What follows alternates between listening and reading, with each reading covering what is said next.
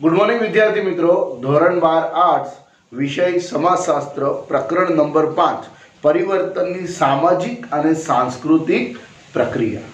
આની અંદર આપણે આજે છેલ્લો મુદ્દો જોવાનો છે કે ઉદારીકરણ. હવે ઉદારીકરણ જે છે એ ભારત સરકારનું એક નવું પગલું છે. ભારત દેશ આઝાદ થયો 1947ની અંદર અને 1950ની અંદર ભારતનું સંવિધાન રચાયું. તો 1950થી લઈને 1990 સુધી ભારત દેશના અર્થતંત્રને, બજાર તંત્રને અંકુશિત રાખવાનો ભારત સરકારનો હેતુ હતો. કેમ? તો કે આપણા દેશની અંદર સ્વનિર્ભરતા પ્રાપ્ત થાય, આપણા દેશના વેપારીઓ, ખેડૂતો, જે આપણા દેશનું સેવાકીય ક્ષેત્ર છે એનું ડેવલપિંગ થાય. સૌપ્રથમ કૃષિ ક્ષેત્ર પર ભાર મૂક્યો, પછી ઉદ્યોગ ક્ષેત્ર પર ને પછી સેવાકીય ક્ષેત્ર. તો આ બધા કરવા પાછળનો ભારત દેશનો જે પાયાનો વિકાસ છે, ભારત દેશની જે મૂળભૂત જરૂરિયાત છે, ભારત દેશની અંદર જ એ સંતોષાય અને એનો લાભ ભારત દેશના વેપારીઓને થાય. તો જો આવું ન કરવામાં આવે તો વિદેશના વેપારીઓ પાછા ભારતની અંદર આવે ને ભારતના વેપારીઓને કોઈ કમાવાની તક ન મળે. તો બીજા દેશના વેપારી ભારતમાં આવી શકતા હતા, પણ ઘણા કડક નીતિ નિયમો હતા, કાયદાઓ હતા અને ઘણી જકાતો પણ વધારે લેવામાં આવતી. તો એવા સંજોગોમાં બીજો કોઈ દેશનો વેપારી આપણા દેશમાં આવી ન શકે. તો આવા સંજોગોની અંદર ભારતનો જે અર્થતંત્ર હતું એ અંકુશિત હતું. હવે ધીરે ધીરે વૈશ્વિક કક્ષાએ ઘણા સુધારા વધારાઓ થયા, વૈશ્વિક કક્ષાએ ઘણી ખરી પહેલ થઈ, ઘણી ખરી નવી ટેકનોલોજીઓ આવી અને એ અપનાવવાની આપણને પણ જરૂર પડી. કેમ કે આપણે પણ વિશ્વની સાથે રહેવાની જરૂર પડી, વિશ્વ સાથે કદમ મિલાવવા અને વિશ્વની સાથે રહેવા માટે થઈને ભારત સરકારે જુલાઈ 1991માં 3 મહત્ત્વના પગલાં લીધા.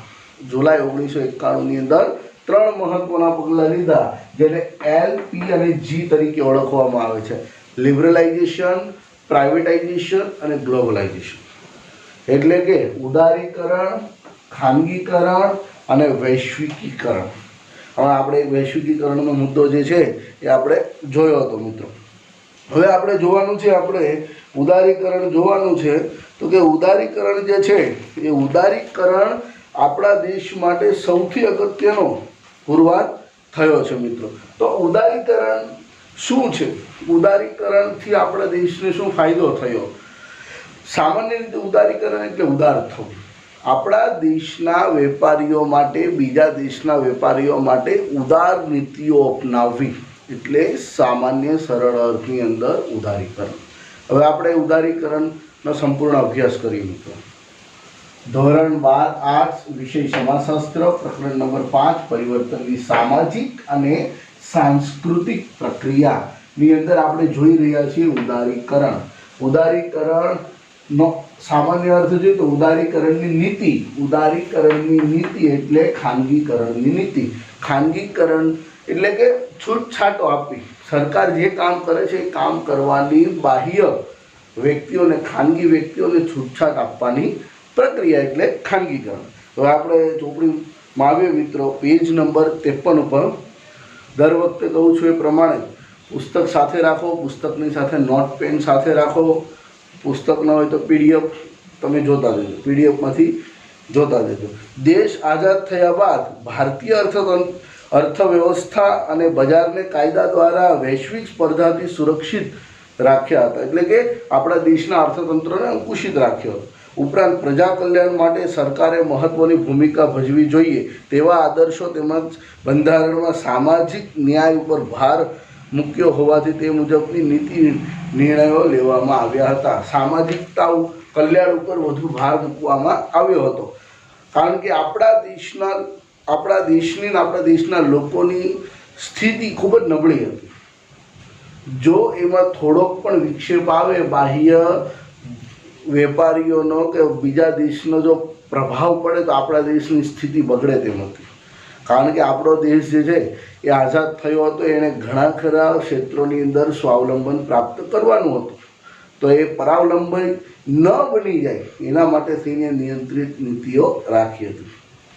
પરંતુ સમય જતાં અને વિશ્વ સાથે કદમ મિલાવવા અને વિશ્વની સાથે તાલમેલ મેળવવા માટે થઈને વર્ષ 1991ની શરૂઆતના ભાગમાં અર્થતંત્રમાં વિદેશી હુંડિયામણનું અનામત ભંડોળ ઘટી રહ્યું હતું. એટલે કે વિદેશી અનામત ભંડોળ એટલે બીજા દેશનું ચલણી નાણું. આ એક રીઝન છે. આવા અનેક રીઝનો હતા. આર્થિક સ્થિતિ કટોકટી ભરી હતી, એટલે આપણા દેશની આર્થિક સ્થિતિ પણ થોડીક નબળી પડી હતી, જેથી સરકારે દેશના અર્થતંત્રમાં ફરી નવસંચાર કરવાના ભાગરૂપે આર્થિક નીતિ જાહેર કરી, નવી આર્થિક નીતિઓ જાહેર કરી, જેમાં વિદેશી વેપારના પરિપ્રેક્ષ્યમાં લગભગ મુક્ત કહી શકાય તેવી વેપાર નીતિને પ્રોત્સાહન આપ્યું અને લાંબા ગાળાની આયાત નિકાસ નીતિ અન્વયે આયાત જકાત પ્રમાણ જેવા પ્રતિબંધો હળવા કર્યા અને સહેલા કર્યા, જેને ઉદારીકરણ કહેવામાં આવે છે.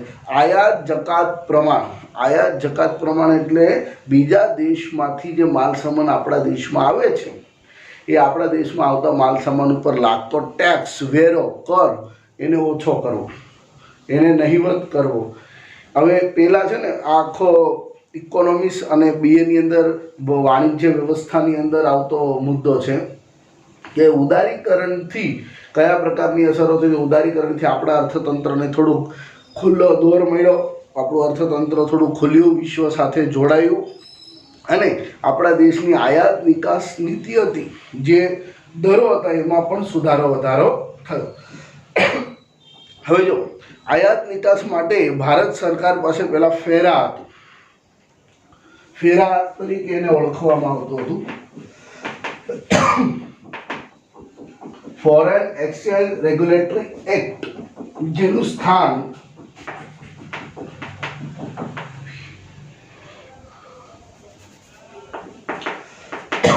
ફેમાએ લીધું. ફોરેન એક્સચેન્જ મેનેજમેન્ટ એક્ટે લીધું, એટલે કે ફેરાના સ્થાને ફેમા અસ્તિત્વમાં આવ્યું. હવે આ બધું ઇકોનોમિક્સની અંદર તમારે ભણવાનું આવતું જ હશે. આપણે ખાલી એનું એટલું બધું ડીપમાં નથી જવાનું. આપણે સમાજશાસ્ત્રની દ્રષ્ટિએ ઉદારીકરણ આપણા માટે કઈ રીતે અસર કરે છે એ જોવાનું છે. તો કે આપણા દેશનું અર્થતંત્ર જે છે એ નવસંચાર કરવા માટે, આપણા દેશને અર્થતંત્રને ગતિ આપવા માટે થઈને આ નવા પ્રયોગો કરવામાં આવે ને એમાં તો એક પ્રયોગ એટલે ઉદારીકરણ. હવે ઉદારીકરણનો આપણે અર્થ, વ્યાખ્યા અને લાભો અને ગેરલાભો જોવાનો છે. ઉદારીકરણનો અર્થ જોઈએ તો ઉદારીકરણની નીતિ એટલે ખાનગીકરણની નીતિ. સામાન્ય અને સરળ અર્થ છે.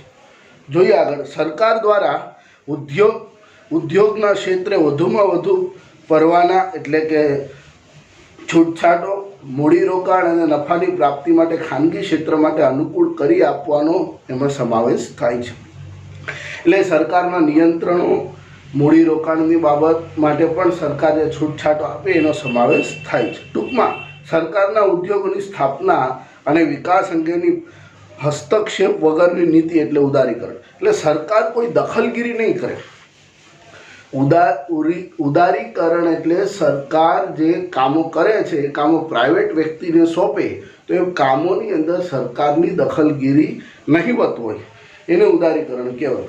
ઉદારીકરણ એ વૈશ્વિકરણની પ્રક્રિયાને પૂર્વ શરત રૂપે છે અને ઉદારીકરણ માટે ખાનગીકરણ અનિવાર્ય પ્રક્રિયા છે. જો વૈશ્વિકીકરણ એટલે ગ્લોબલાઇઝેશન છે એ ક્યારે થાય કે જ્યારે તમારી દેશની નીતિઓ ઉદાર બને તો જ વૈશ્વિકીકરણ થાય, નહીં તો વૈશ્વિકરણ ન થાય. અને વૈશ્વિકીકરણ જો થાય તો ઉદારીકરણ થયું છે એમ મનાય. અને ઉદારીકરણ માટે શું અનિવાર્ય છે? ખાનગીકરણ. ઉદારીકરણ એટલે સરકાર ઉદાર બને છે, લિબરલ બને છે. ખાનગી વ્યક્તિઓને કામ કરવા માટે થઈને, કામ સોંપવા માટે થઈને જે ખાનગી વ્યક્તિઓ છે કામ સોંપાય એ માટે થઈને લિબરલ બને છે. તો ઉદારીકરણથી વૈશ્વિકીકરણ થાય છે અને ઉદારીકરણ માટે શું જરૂરી છે? ખાનગીકરણ. એટલે આ ત્રણ એકબીજા સાથે જોડાયેલા છે. કોઈ એક જગ્યાએ એક જ થાય એવું જરૂરી નથી. આ બે થાય જ એની ઇફેક્ટ છે, એકબીજા ઉપર પડતી અસરો છે. એટલે એક થાય તો એની પછી બીજું પણ થઈ શકે. ઉદારીકરણની વ્યાખ્યા. ઉદારીકરણ એટલે આપણે જોઈએ તો કે વૈશ્વિકીકરણના ભાગરૂપે, ઉદારીકરણ કોનો ભાગ છે? વૈશ્વિકીકરણના ભાગરૂપે વૈશ્વિક બજાર દેશની અર્થવ્યવસ્થા માટે લાભકારી બને વૈશ્વિક બજાર. હવે આપણા દેશનું બજાર છે એને વિશ્વના બજાર સાથે આપણે જોડવું હોય, જોઈન્ટ કરવું હોય, કનેક્શનમાં લાવવું હોય તો વૈશ્વિક બજારના દેશની અર્થવ્યવસ્થા માટે લાભકારી બને તેની અનુરૂપ વેપાર ઉદ્યોગને નિયમન કરતા નિયમો અને આર્થિક નિયંત્રણો ઉદાર બનાવવા. વેપાર ઉદ્યોગના નિયમો, વેપાર ઉદ્યોગને જે કંટ્રોલ કરે છે, જે નિયમો છે, જે એની ઉપર ધારાધોરણો છે, એવા નિયમો અને આર્થિક નિયંત્રણોને ઉદાર કરવા, સહેલા કરવા, સરળ બનાવવા, એટલે ઉદારીકરણ. દેશના અર્થતંત્રને વિશ્વના અર્થતંત્ર સાથે જોડવું અને વિશ્વના અર્થતંત્રનો લાભ આપણા દેશમાં લેવો હોય તો આપણા દેશના જે વેપાર ઉદ્યોગના નિયમો છે ને આર્થિક નિયંત્રણો છે એને છૂટછાટ ભર્યા બનાવવા, ઉદાર બનાવવા, સરળ સહેલા બનાવવા, એને કહેવામાં આવે છે ઉદારીકરણ. ઉદારીકરણ એટલે વૈશ્વિકીકરણના ભાગરૂપે વૈશ્વિક બજાર દેશની અર્થવ્યવસ્થા માટે લાભકારી બને તેને અનુરૂપ વેપાર ઉદ્યોગને નિયમન કરતા નિયમો અને આર્થિક નિયંત્રણોને ઉદાર બનાવવા, સરળ બનાવવા, સહેલા બનાવવા. મોસ્ટ આઈએમપી વ્યાખ્યા છે, પૂછાશે પરીક્ષામાં. પરીક્ષાની અંદર આ વ્યાખ્યા પૂછાશે અથવા 5 ગુણના પ્રશ્નની અંદર પણ આ પૂછાઈ શકે છે. હવે ઉદારીકરણની આપણે વ્યાખ્યા જોઈ તો એની અંદર દાખલા તરીકે જોઈએ તો કે વિવિધ ક્ષેત્રોમાં સીધી વિદેશી રોકાણકારોને પરવાનગી આપી. એફડીઆઈ જેને કહેવાય, એફડીઆઈ ફોરેન ડાયરેક્ટ ઇન્વેસ્ટમેન્ટ એટલે કે વિદેશી રોકાણકારો આપણા દેશમાં આવીને રોકાણ કરે એના માટેની છૂટછાટો આપી. વિદેશી રોકાણકારોને આપણા દેશમાં રોકાણ કરવા માટે આવકારવા, એને કહેવામાં આવે છે એફડીઆઈ, ફોરેન ડાયરેક્ટ ઇન્વેસ્ટમેન્ટ, વિદેશી સીધું રોકાણ અથવા વિદેશી સીધું મૂડી રોકાણ તરીકે પણ ઓળખાય છે. હવે ઉદારીકરણના લાભ અને ગેરલાભ આપણે જોવાના છે.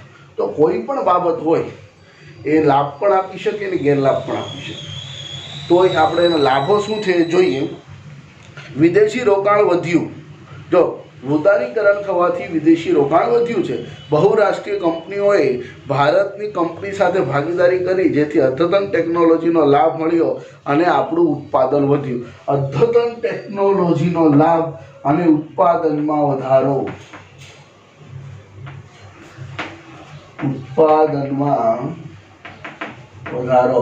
જો આપણા દેશના વેપારીઓ પાસે અદ્યતન ટેકનોલોજીનો અભાવ હોય, મૂડીનો અભાવ હોય તો બીજા દેશના વેપારી આપણા દેશના વેપારી સાથે કોરિલેટેડ થાય અને બંને એકબીજાને સાથે રહીને કામ કરે તો આપણા દેશના વેપારીને બજારનું, આપણા દેશના માર્કેટનું નોલેજ હોય અને સામેના વેપારી પાસે મૂડી અને ટેકનોલોજી હોય તો બંનેથી ફાયદો થાય. આપણા દેશની અદ્યતન ટેકનોલોજી મળે અને ઉત્પાદનમાં વધારો થાય. આ પહેલો લાભ થયો. આની સામે એનો ગેરફાયદો પણ આવશે. ગ્રાહકોને વ્યાજબી કિંમતે શ્રેષ્ઠ વસ્તુઓ મળે. જો સારી વસ્તુ બને, ઉત્પાદન વધુ થાય, અદ્યતન ટેકનોલોજી થાય તો એનો લાભ કોને થાય? ગ્રાહકને થાય, આપણા દેશના નાગરિકને થાય. ખાનગીકરણ અને મુક્ત સ્પર્ધાને લીધે ઉત્પાદકો વ્યાજબી કિંમતે સારી ગુણવત્તાવાળી વસ્તુઓનું વેચાણ કરવા લાગ્યા. હવે સ્પર્ધા થઈ. આપણા દેશની અંદર પહેલાં સ્પર્ધા નહોતી. હવે બીજા વિદેશી આવ્યા એટલે આપણા દેશની અંદર સ્પર્ધા થઈ અને આપણા દેશનો જે બજાર હતો એ મુક્ત બજાર બન્યો. ઇજારાવાળા બજારમાંથી મુક્ત વેપારવાળો બજાર બન્યો, ઇજારા મુક્ત બજાર બન્યું, જેથી કરીને ગ્રાહકને લાભ થાય. જ્યાં સ્પર્ધા હોય ત્યાં લાભ ગ્રાહકને હોય, કારણ કે ઓછી કિંમતે સારી ગુણવત્તાવાળી વસ્તુ વેપારી આપવાનો પ્રયત્ન કરે. દરેક ક્ષેત્રે સ્પર્ધા થઈ. પરિણામે વૈશ્વિક સ્પર્ધામાં ટકવા મેનેજમેન્ટ ટેકનિક અને શ્રમિકના કૌશલ્ય માટે તાલીમ અને શિક્ષણનું મહત્ત્વ વધ્યું. જો સ્પર્ધા થાય એટલે તમારે ધંધાની ટેકનોલોજીઓ સુધારવી પડે, મેનેજમેન્ટ કરવું પડે, એટલે કે વ્યવસ્થા સંચાલન કરવું પડે, શ્રમિકોની કૌશલ્ય, શ્રમિકો સ્કિલવાળા જોઈએ, કામદારો સ્કિલવાળા જોઈએ, એના માટે એનું શિક્ષણનું મહત્ત્વ વધ્યું. આપણા દેશની અંદર એજ્યુકેશનનું મહત્ત્વ વધવા માટેનું કારણ ઉદારીકરણ છે. આપણા દેશની અંદર દરેક વ્યક્તિ એજ્યુકેટ કનેક્ટેડ થવા માટે પ્રયાસો કરે છે, એના માટેનું કારણ ઉદારીકરણ છે. ધિરાણ પરના વ્યાજનો દર ઘટવાથી ઉત્પાદન ખર્ચમાં પણ ઘટાડો થયો. હવે જો ધિરાણ એટલે કે આપણે કોઈ ફેક્ટરી ચલાવીએ છીએ ને આપણને પૈસાની જરૂર છે, આપણે ઉદારીકરણ પહેલાં બેંકમાંથી વ્યાજે પૈસા લેતા હતા તો આપણને 15% વ્યાજ આવતું. હવે ઉદારીકરણ પછી સરકારે કરવેરામાં થોડીક છૂટછાટો આપી, વ્યાજના દરોમાં થોડોક છૂટછાટો આપી, એટલે બેંકોએ શું કર્યું, વ્યાજનો દર ઘટાડ્યો. પહેલાં 15% હતું, હવે 10% કર્યું કે 8% કર્યું. એનો લાભ કોને થાય? ઉત્પાદકને થાય. તો એથી કરીને ઉત્પાદન ખર્ચમાં ઘટાડો થયો, કારણ કે એણે જે લોન લીધી એની ઉપર વ્યાજનો દર કેવો ચૂકવવો પડતો હતો? ઓછો ચૂકવવો. એટલે વ્યાજનો દર ઓછો ચૂકવવાથી ઉત્પાદન ખર્ચમાં ઘટાડો થાય છે. ઉદારીકરણને લીધે ટીવી ચેનલ, મોબાઈલ, ઇન્ટરનેટ કંપનીઓ અને ઓનલાઈન શોપિંગને પ્રોત્સાહન મળ્યું. આપણા દેશની અંદર ઇન્ટરનેટની સુવિધા નહોતી, બેન્કિંગની સુવિધા નહોતી. ઇન્ટરનેટ, બેન્કિંગ, ટીવી આ બધાની સુવિધામાં વધારો થયો. પહેલાં બ્લેક એન્ડ વ્હાઇટ ટીવી આવતા શરૂઆતના સમયમાં 1985-86. પછી ઉદારીકરણ થયું અને આપણા દેશની અંદર રંગીન ટીવી આવવા માંડ્યા, અને હવે તો અદ્ભુત ટેકનોલોજીવાળા ટીવી આવે. આ બધું શેના કારણે છે? ઉદારીકરણને કારણે. ઉદારીકરણને કારણે આ બધા લાભો જે છે આપણને મળ્યા અને ઓનલાઈન શોપિંગમાં પણ વધારો થયો. ત્યાર પછી આપણે જોઈએ તો કે ઉદારીકરણે ઉપભોક્તાવાદને એટલે ગ્રાહકવાદને પ્રોત્સાહિત કર્યો અને બજાર નિયામક બની ગયું છે. હવે જો ઉપભોક્તાવાદ એટલે ગ્રાહકવાદ, ગ્રાહકોને પ્રોત્સાહન મળ્યું. ગ્રાહકો જે છે એ છેતરાતા બંધ થયા, ગ્રાહકોને એક સારી દિશા મળી. કારણ કે ઉદારીકરણને કારણે સરકાર જે છે એ પ્રાઇવેટ વ્યક્તિઓને કામ સોંપે, એટલે પોતાનું કામ પ્રાઇવેટ વ્યક્તિને કરવાની છૂટ આપે, જેથી કરીને પ્રાઇવેટ વ્યક્તિ જે કામ કરે છે એ સારું અને સરસ હોય, એટલે કે ઓછી કિંમતે સારી ગુણવત્તાવાળું હોય. એથી કરીને ગ્રાહકોને સારી વસ્તુઓ મળી ઓછી કિંમતે અને ગ્રાહકવાદનો નિર્માણ થયું, ઉપભોક્તાવાદ નિર્માણ થયું. ઉદારીકરણથી લોકોની જીવનશૈલીમાં એટલે કે લાઈફસ્ટાઈલની અંદર અને વપરાશની વસ્તુમાં ખૂબ મોટો બદલાવ આવ્યો. પહેલાંના લોકો જે પ્રમાણે જીવતા હતા એ પ્રમાણ કરતાં થોડોક સુધારો વધારો અહીંયા લોકોની અંદર આવ્યો. લોકોની જીવનશૈલી બદલાઈ, લોકો જુદી જુદી વસ્તુઓ વાપરતા થયા, લોકોની વિચારશૈલીમાં પણ બદલાવ આવ્યો. આની અસર સામાજિકરણ ઉપર થાય છે, પરિવર્તન થયું છે. જો એ ડેવલપિંગ થયું છે, ટ્રાન્સફોર્મેશન થયું છે, એટલે ઉદારીકરણે સમાજશાસ્ત્રની અંદર સામાજિક પરિવર્તન માટે મહત્ત્વનો ભાગ બન્યો છે. ઉદારીકરણને લીધે સામાજિક સાંસ્કૃતિક આદાન પ્રદાનની ગતિ વધી કે ગતિમાન થયું. સામાજિક આદાન પ્રદાનની ગતિમાં વધારો થયો. આપણા દેશની સંસ્કૃતિ, આપણા દેશના સામાજિક મૂલ્યો બીજા દેશમાં ગયા અને બીજા દેશનું કલ્ચર આપણા દેશમાં આવ્યું. તો કે એ થવાનું કારણ શું છે? ઉદારીકરણ. ઉદારીકરણના અનેક બીજા ફાયદાઓ છે કે શિક્ષણની માંગ વધી, લોકો શિક્ષિત થવા તરફ દોરાયા. અહીંયા જે પહેલાં શિક્ષણનું હતું એ માત્ર ઉદ્યોગીકરણ નહોતું, પણ આપણે સમાજશાસ્ત્રની દ્રષ્ટિએ તપાસીએ તો સમાજની અંદર પરિવર્તન લાવવા માટે પણ ઉદારીકરણ એ મહત્ત્વનો ભાગ બન્યો છે. લોકો નાત જાતના અને વાડાઓના પોતાના અહમના છોડીને વિશ્વ સાથે જ્યારે દેશ જોડાયો છે ત્યારે બીજા દેશના કલ્ચરને પણ અપનાવતા થયા, આપણા દેશના કલ્ચરને પણ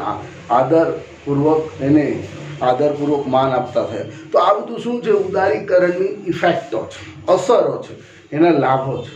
હવે લાભ આવે એટલે એની સામે ગેરલાભ આવે. ઉદારીકરણથી આપણને લાભો થયા પણ એની સાથે સાથે ગેરલાભો પણ થયા છે. એ જોઈએ આપણે ગેરલાભો કયા કયા થયા છે. તો કે ખાનગીકરણ અને ઉદારીકરણના અમલ પછી રોજગારીની તકોમાં ઘટાડો થયો અને બેરોજગારીનું પ્રમાણ વધ્યું. બેરોજગારીનું પ્રમાણ વધ્યું કઈ રીતે? તો કે લોકોનું કામ કરવાનું સ્થાન મશીનોએ લીધું, ટેકનોલોજીએ લીધું. તો લોકોનું કામ જે હતું એ મશીને લીધું, ટેકનોલોજીએ લીધું. જેથી કરીને મોટી ફેક્ટરીઓની અંદર મશીનો ટેકનોલોજી દ્વારા કામ થતું હોવાથી કેટલાય લોકો બેરોજગાર બન્યા. અથવા તો આપણા દેશના જે હસ્ત ઉદ્યોગો હતા, આપણા દેશની અંદર જે હસ્તકળાઓ હતી એ નાશ પામી. એનું સ્થાન જે છે એ આપણે મશીનોએ લઈ લીધું, એટલે એ વ્યક્તિઓ જે છે એ પોતે બેરોજગાર બન્યા છે. કૃષિ ક્ષેત્રે ઉત્પાદનનો દરનો ઘટાડો થયો, ઉત્પાદન વૃદ્ધિ દર ઘટ્યો, ખેતી ક્ષેત્રનું પ્રમાણ ઘટ્યું, ખેતી ક્ષેત્રનો વિકાસ ઓછો થયો. કેમ કે બહુરાષ્ટ્રીય કંપનીના બીટી બિયારણો, રાસાયણિક ખાતરો અને જંતુનાશક દવાઓએ જમીનની ફળદ્રુપતા ઘટાડી, પ્રદૂષણમાં ફેલાવી દીધી, પ્રદૂષણ વધ્યું. હવે વિદેશથી જે દવાઓ આવે છે, જંતુનાશક દવાઓ કે બિયારણ કે ખેતીની અંદર જે છાંટવામાં આવતી કેટલીક દવાઓ છે, એના કારણે આપણી જે જમીનની મૂળ ફળદ્રુપતા હતી એ ઘટી. હવે બીજા દેશને બિયારણો, વિદેશી બિયારણો વાપરવાની જરૂર શા માટે પડી? તો કે વધુ પાક લેવા માટે, વધુ ઉત્પાદન કરવા માટે. અહીંયા જોયું ને આપણે, ઉત્પાદનમાં વધારો કર્યો. એવું ઉદ્યોગ ક્ષેત્રની અંદર, કૃષિ ક્ષેત્રની અંદર પણ એક ખ્યાલ અપનાવ્યો અને ખ્યાલ નિષ્ફળ ગયો અને ઉત્પાદન વધ્યું, અનાજનું ઉત્પાદનમાં વધારો થયો, પણ આપણે એની સામે નુકસાન શું થયું? તો કે જમીનની ફળદ્રુપતા જે છે એ ઘટી ગઈ, જમીન પ્રદૂષિત થઈ. વિકસિત દેશો ઉદારીકરણના નામે પ્રદૂષણ વધારતા ઉદ્યોગો ત્રીજા વિશ્વના દેશોમાં ઊભા કરી પર્યાવરણની અસમતુલા ફેલાય. હવે જો વિશ્વની અંદર 3 પ્રકારના દેશ છે, એક વિકસિત, એક અલ્પ વિકસિત કે વિકાસમાં, અને ત્રીજું અલ્પ વિકસિત. વિકસિત, વિકાસમાન અને અલ્પ વિકસિત. હવે વિકસિત દેશ શું કરે? અમારે ઉદ્યોગોને વધુ ચલાવવા પડશે, વધુ ઔદ્યોગિકરણ કરવું પડશે, જેથી કરીને દેશનો જે રાષ્ટ્રીય વિકાસ દર છે એ જળવાઈ રહે. હવે એની સામે અલ્પ વિકસિત દેશો પાસે એટલા પ્રમાણની અંદર સંસાધનો ના હોય કે એટલો ઔદ્યોગિકરણ વધુ કરી શકે. વિકસિત દેશો સૌથી વધુ ઔદ્યોગિકરણ કરે, પ્રદૂષણ ફેલાવે ઉદ્યોગોથી, અને ભોગવવું અલ્પ વિકસિત દેશોએ પણ. તો આ બાબત છે કે પર્યાવરણને પણ ભોગ બન્યો છે, પર્યાવરણનો ભોગ બન્યો છે આ ઉદારીકરણને લીધે. વિકસિત દેશોની ઔદ્યોગિકરણની નીતિને લીધે પણ જે પર્યાવરણ પ્રદૂષિત થયું છે. વિશ્વ વેપાર સંગઠન WTO પૂછાય છે પરીક્ષાની અંદર, WTO વિશ્વ વેપાર સંગઠન, વર્લ્ડ ટ્રેડ ઓર્ગેનાઇઝેશનની શરતોનું પાલન કરવાથી આયાત જકાતના મોટા પ્રમાણમાં ઘટાડી આયાત પ્રમાણ ઉદાર બનાવવા, તેથી નિકાસ વૃદ્ધિ ધીમી થઈ. જો આપણે વિશ્વ સાથે જોડાયો, WTOનું સભ્યપદ પ્રાપ્ત કર્યું, પછી આપણા દેશની અંદર આયાત જકાતના પ્રમાણમાં ઘટાડો કરવો પડ્યો, આયાતના પ્રમાણો ઉદાર બનાવવા પડ્યા, જેથી કરીને નિકાસની વૃદ્ધિ દર ઓછો થયો. નિકાસ જે થતી હતી આપણા દેશની અંદર ઓછી થઈ, કારણ કે આપણા દેશમાં આયાતોનું પ્રમાણ વધ્યું, એટલે કે વસ્તુઓ આવવાનું પ્રમાણ વધ્યું, જેથી આપણા દેશના લોકો જે વસ્તુનું ઉત્પાદન કરતા હતા, વસ્તુ બનાવતા હતા, એ ઘટી ગયું. અને આપણા દેશની વસ્તુઓ બનાવવાની ઘટી જાય તો આપણા દેશને પહેલાં જરૂરિયાત પૂર્ણ કરવી પડે, પછી આપણે બીજા દેશને વેચાણ કરવા જઈએ, નિકાસ કરવા જઈએ. તો અહીંયા ઉત્પાદન દર ઘટવાથી કે પછી આયાતો વધવાથી નિકાસ દરમાં ઘટાડો થયો, અને નિકાસ ન થાય તો વિદેશી હુંડિયામણ આપણી પાસે આવે નહીં, એટલે આપણને એક પ્રકારનું નુકસાન થયું.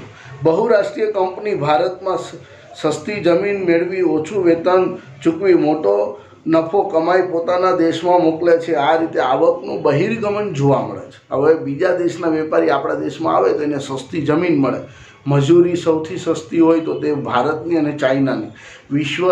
વિશ્વમાં સૌથી સસ્તા મજૂરો ચાઇના અને ભારતમાં મળે છે. તો એમને ચાઇનાવાળા જમીન ન આપે, મજૂરી આપે. ભારતની અંદર જમીન સસ્તા દરે મળી અને મજૂરી સસ્તા દરે મળી, પણ એમણે ઉત્પાદન અહીંયા કર્યું અને વેચાણ પણ અહીંયા કર્યું, અને મોટો ભાગનો લાભ, નફો જે છે એ પોતાના દેશમાં લઈ ગયા, જેથી આપણા દેશમાં જે આવક થતી હતી એ આવક બીજા દેશમાં ગઈ, એટલે આવકનું બહિર્ગમીકરણ થયું, આવક બીજા દેશમાં ગઈ. એ પણ આપણા માટે નુકસાન છે। બેન્કિંગ ક્ષેત્રના સુધારા દ્વારા આરબીઆઈ એટલે કે રિઝર્વ બેંક ઓફ ઇન્ડિયા આપણા દેશની મધ્યસ્થ બેંક એ થાપણો અને નાની બચત યોજનાઓ વ્યાજના દરમાં ક્રમશઃ ઘટાડો કરતા મધ્યમ વર્ગ અને અન્ય અને પેન્શન પર આધારિત વર્ગને નુકસાન થયું। હવે જો જે વ્યક્તિઓ પોતાના જીવનભરની કમાણી હોય એકત્ર કરે, કોઈ ગવર્મેન્ટની અંદર હોય કે અર્ધ સરકારીમાં હોય તો એને ગ્રેચ્યુટી મળે, એકસાથે પૈસા મળે, પીએફ મળે, પ્રોવિડન્ટ ફંડ મળે, ગ્રેચ્યુટી મળે। હવે એ શું કરે, બેંકમાં મૂકી દે અને બેંકમાંથી એને વ્યાજ મળે અને વ્યાજથી પોતાનું નિવૃત્તિનું જીવન એ પસાર, અથવા કોઈ ગવર્મેન્ટની અંદર હોય તો એમને પેન્શન મળે તો પેન્શનથી પોતાનું જીવન પસાર। હવે શું થયું કે ઉદ્યોગોનો વિકાસ થયો, દેશની અંદર ઉદારીકરણ થયું, બેન્કિંગ ક્ષેત્રમાં ડેવલપિંગ આવ્યું। તો કોઈ પણ દેશ ડેવલપ થતો હોય, વિકસિત થતો હોય તો એક દેશનું એક લક્ષણ આવે, ઘણા બધા લક્ષણ આવે, એમાંથી એક લક્ષણ આવે કે બેન્કિંગ ક્ષેત્રનો વિકાસ થવાથી બેંક વ્યાજના દરમાં ઘટાડો કરે। એટલે વ્યાજના દરમાં ઘટાડો કરે એટલે લોન આપે તો પણ એની ઉપર ઓછું વ્યાજ, અને તમે બેંકમાં પૈસા મૂકો એના ઉપર પણ ઓછું વ્યાજ। આજે જો તમને હોમ લોન આપણા દેશની અંદર સૌથી સસ્તી મળે, કાર લોન સૌથી સસ્તી મળે, એની સામે તમે બેંકમાં પૈસા મૂકવા જાઓ તો એનું વ્યાજ પણ ઓછું મળે। પણ જે વ્યક્તિ બેંકના વ્યાજ ઉપર પોતાનું જીવન ચલાવતા હોય તો એને પહેલાં 15% વ્યાજ મળતું હતું, આ 5% વ્યાજ મળે છે બેંકની અંદર, અને ભવિષ્યની અંદર આ બેંકના વ્યાજના દર સતત ઘટતા જાય છે, સતત ઘટતા જાય છે। જેમ દેશ વિકાસ કરશે એમ વ્યાજના દરમાં ઘટાડો થશે અને એક સમય એવો આવશે કે ભારતના બેંકનો વ્યાજનો દર 0% કે 1% રહે તો પણ નવાય નહીં। યુરોપના અમુક દેશોની અંદર, અમેરિકા જેવા વિકસિત દેશની અંદર તમારે બેંકમાં પૈસા મૂકવા હોય, એફડી કરાવી હોય તો તમને 0% વ્યાજ મળે, અથવા અમુક જગ્યાએ તો તમે બેંકમાં પૈસા સાચવવા માટે મૂકો, એફડી કરાવો તો બેંક તમારા પૈસા સાચવે છે એનું વ્યાજ લે, વ્યાજ આપે નહીં, વ્યાજ લે। તો આવા સમયે પેન્શન લેનાર જે વ્યક્તિ છે, બેંકના વ્યાજ ઉપર નભનાર વ્યક્તિ છે, એને નુકસાન થાય। તો એને નુકસાન થયું છે। પહેલાં તમે જો આજથી 20 વર્ષ પહેલાં ઇન્ટરનેટ પર સર્ચ કરજો બેંક ઇન્ટરેસ્ટ રેટ 1951થી લઈને અત્યાર સુધીનો સર્ચ કરજો, તમને ખ્યાલ આવશે કેટલો ઘટાડો થયો છે। તો મધ્યમ વર્ગ અને પેન્શન પર આધાર રાખતા લોકો માટે આ એક નુકસાનકારક બાબત ગણાય છે। પછી ઉદારીકરણને લીધે દરેક બાબતોને બજાર ઉપર છોડી દીધું છે, પરિણામે અસમાનતા અને મોંઘવારી પણ વધી છે। હવે આપણે શું કહ્યું કે ભાઈ મોંઘવારી વધે છે, તો કે મોંઘવારી વધવાનું કારણ શું? આપણે એવું કહીએ કે ભાઈ મોંઘવારી એટલું બધું વધે છે, પેટ્રોલના ભાવ વધે છે, તો વધવાનું કારણ શું?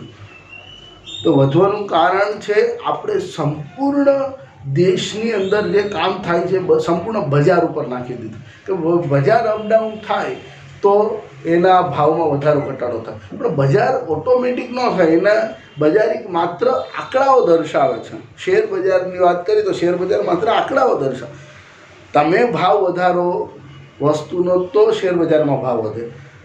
અને હવે શું થયું કે બજારના ધ્યાનમાં લઈને વ્યક્તિઓ વસ્તુનો ભાવ વધારે ઘટાડે, ખરેખર એવું ના હોય, વસ્તુના ભાવ વધવા ઘટવાને કારણે બજારમાં અસર થાય, પણ હવે ઊંધું થઈ ગયું, બજારના અસરને કારણે બજારમાં જે કંઈક થઈ રહ્યું છે એના કારણે વસ્તુના ભાવમાં વધારો ઘટાડો થાય। તો સંપૂર્ણ જે બાબત હતી એ બજાર ઉપર છોડી દેવામાં આવી, જેથી શું થયું કે મોંઘવારી વધી અને અસમાનતા વધી। જેની પાસે પૈસા છે એની પાસે વધુ પૈસા આવે, જેની પાસે પૈસા નથી એની પાસેથી વધુ પૈસા જાય અથવા નહીં આવે। તો આ અસમાનતા વધવાનું કારણ પણ એક ઉદારીકરણ હતું। તો આ છે ઉદારીકરણના લાભો અને ઉદારીકરણના ગેરલાભો। આ ચેપ્ટર અહીંયા આપણું પૂર્ણ થાય છે। વિદ્યાર્થી મિત્રો, આ એકમમાં આપણે પરિવર્તનની સામાજિક સાંસ્કૃતિક પ્રક્રિયાઓની સમજૂતી મેળવી, જેથી તમે સાંસ્કૃતિકરણ અને પશ્ચિમીકરણ વચ્ચેનો ભેદ જોઈ શક્યા। પશ્ચિમીકરણ અને સાંસ્કૃતિકરણનો ભેદ આપણે જોયો, સાથે વૈશ્વિકીકરણ ઉદારીકરણની સમાજ પર જે અસર થાય છે એ પણ જોઈ। સમાજ ઉપર આપણે ઉદારીકરણ અને વૈશ્વિકીકરણની કેવી અસર થાય છે એ પણ જોઈ. હવે પછીના ચેપ્ટરની અંદર આપણે સમૂહ સંચારના માધ્યમોનો અભ્યાસ કરવાનો છે. કોમ્યુનિકેશન, ગ્રુપ કોમ્યુનિકેશનનો અભ્યાસ કરવાનો છે. તો મિત્રો આ ચેપ્ટર અહીંયા આપણું પૂર્ણ થાય છે.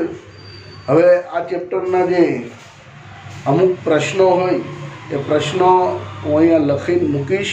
એ પ્રશ્નો તમારે તૈયાર કરવાના રહેશે.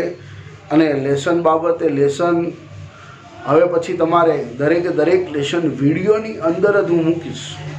તમને ટીચર દ્વારા કે કોઈ ગ્રુપની અંદર PDF આવશે નહીં. તે વિડીયો લેક્ચરની અંદર જ હું જે છે એ પોતે જે વિડીયો હશે એના એન્ડિંગમાં, વિડીયોના એન્ડમાં લેસન મૂકી દઈશ મિત્રો. લેસન તમારે ત્યાંથી જ પ્રશ્નો લઈ લેવાના, જોઈ લેવાના, વાંચી લેવાના અને લખી અને તમારા જે તે શિક્ષકને તમે મેડમને સબમિટ કરાવતા હો, બતાવતા હો વોટ્સઅપ પર ફોટો પાડીને એ બતાવી દેવા. બરાબર છે? એટલે મેં લેસન આવશે એવી આશા ન રાખવી. તમને જે વિડીયોની અંદર જ હું લેસન મૂકતો જ રહ્યો છું પહેલેથી, પણ હવે પછી વિડીયોના લેક્ચરમાંથી જ તમારે લેસન મેળવી લેવાનું રહેશે. તો અહીંયા આપણો પાઠ પૂરો થાય છે. ઉદારીકરણનો અર્થ જોયો, વ્યાખ્યા જોઈ, આપણે લાભ જોયા, ગેરલાભ જોયા. આમાં કોઈ પણ પ્રકારનો તમને સમજ ન પડે, ઓછી સમજ પડે કે ખ્યાલ ન આવે તો સીધો મારો સંપર્ક તમે કરી શકો છો. ચાલો મિત્રો, આપણે અહીંયા આપણો લેક્ચર પૂર્ણ કરીએ. જય શ્રી કૃષ્ણ.